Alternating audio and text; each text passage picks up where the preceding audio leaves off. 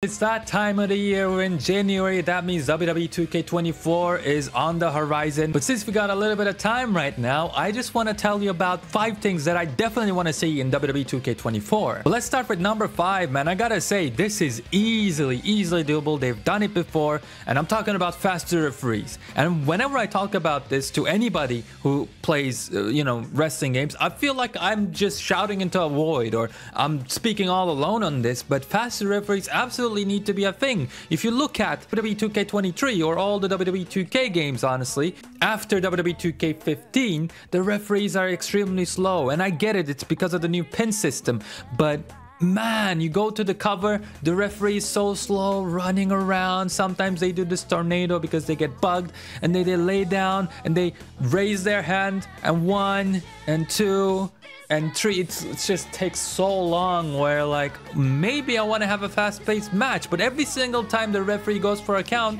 he acts like this is the main event of WrestleMania. It's like Undertaker, Shawn Michaels, WrestleMania 26. No, it's not. Sometimes I do like 3 very badass moves back to back, and I'm going for a cover, and after that I want to get up and I want to keep wrestling, right? Fast reversals, fast everything, because I want to have a fast-paced match. But what happens is I do those 3 moves, and again I go for the cover, and the referee just takes a sweet-ass time. It's like, let me eat these grapes real quick, let me drink my wine real quick. You're going for a pin? All right, let me go ahead and walk over there. And so, like, Jesus Christ, at that point I literally just press L1 and let go of the pin, and every time I get angry at the ref, like, you don't have to be so slow, bro. 2K15, I really liked it. In the older games, I really liked it. It was just so fast. Here comes the pain. The referee counted a lot slower, but at least it counted 1 immediately, because as soon as you were going for the cover, the ref would slide into the action and start counting.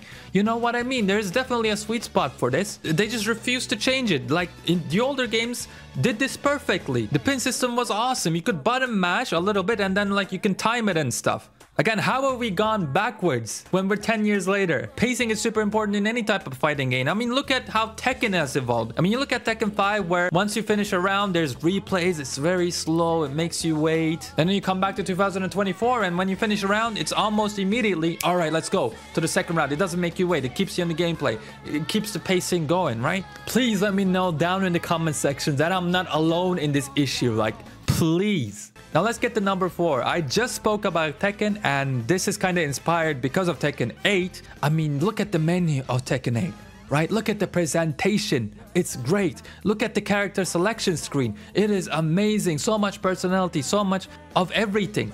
I would love for WWE to show a person's country, how much they weigh, or maybe a fun fact, just like how it does in Tekken 8. We had similar type of selection screens, for example in SVR 2011. These type of stuff gives so much personality to the game, and it shows that the developers care. And I can totally see them doing something like this in the future when the game goes exclusively on the next gen consoles. But I don't know, it'd be really cool if you saw the same thing in 2K24. Why not start a year earlier? For number 3, we're gonna go all the way back to Here Comes the Pain. We need a season mode, a proper season mode, to replace My Rise, where you're just on a rail and it's very boring. All the side quests or the side missions are very boring.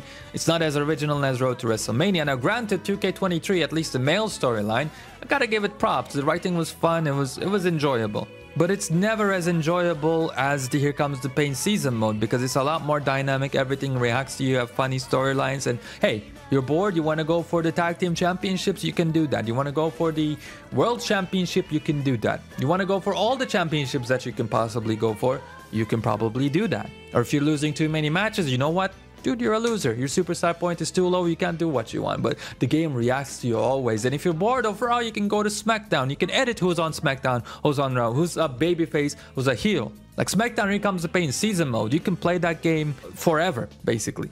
Just thanks to that mode alone, which I've been doing ever since like 2010 or something. I just keep on downloading the game, getting my hands on the game, and I replay the season mode. Sometimes I mod it. Sometimes I don't. Usually don't need to.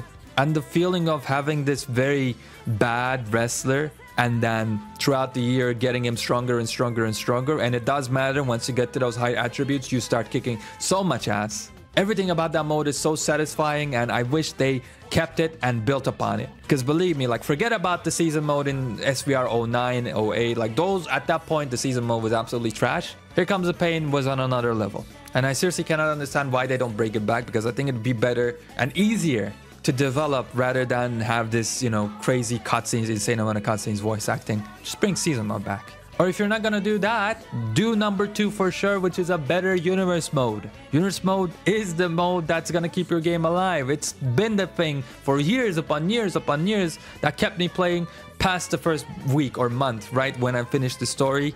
Because that's what we all do, right? We finish the story mode and we're good, we're done, unless we play online, which has its own problems. And if you're not an online player like me, you play universe mode. But universe mode has been the exact same, with maybe more and more bugs introduced every single year, with more and more features taken away every single year for some freaking reason. We used to be able to do drafts, we cannot do that anymore. We used to be able to get a whole bunch of cutscenes without the game bugging out, we cannot do that anymore. It used to be a lot more reactive and dynamic, which I love, and it's not the case anymore. But the skeleton is still there, the potential is still there. If you just fixed some of the fundamental things, gave us more unpredictability, more cutscenes, bring back stuff like actual, you know, meaningful injuries, you know, tag teams actually breaking up and doing all that. The draft, maybe even merge the GM mode into universe mode so you can manage money if you want, if you enable that. It could absolutely be the ultimate game, yet they refuse to do it. And I unfortunately think that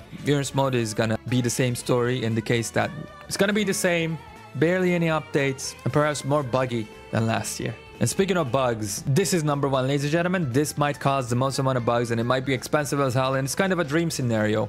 But I would love WWE 2K24 to be a physics-based game. To be more specific, I would love if the game had ragdoll physics. I mean, just imagine. You look at casual pro wrestling, right? How much fun I had playing it. We had playing it at Off the Top. Shout out. It is insanely fun. And you won't even have to add too many animations at that point, because every single time you do a dropkick, the person's gonna sell differently, right? Imagine casual pro wrestling, but with a AAA budget or a way bigger budget. All the stuff you can get into alongside, again, strong modes like a season mode, like universe mode. Dude, you got the perfect wrestling game right there. And if the ragdoll physics are good, that means pretty much like any game that has good ragdoll physics has all the other physics figured out as well. So the rope physics are gonna be better, the weapon physics are gonna be better, the table physics are gonna be better, and it's just gonna be the most fun game ever.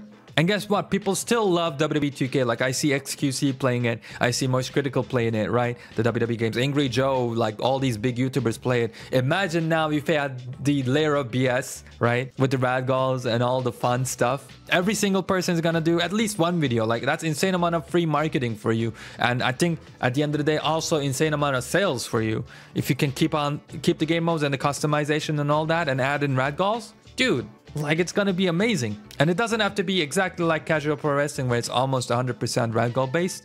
Maybe you can find a balance, but I mean, imagine. A lot of people still love the hell out of SPR 2011 just because of the weapon physics and physics in general in that game. I love WWE 2K15 because of how like smooth and how good the physics looked in the game. I think that is a big opportunity for WWE 2K because yeah, it's been done in a smaller scale. But if you do it at a 2K level, it could take you places. And it would make you more money, and who says no to making more money? But my next video will actually be exactly about saying no, because after this, I'm gonna talk about the 5 things that I don't want to see in WWE 2K24. Go ahead and check it out on my channel.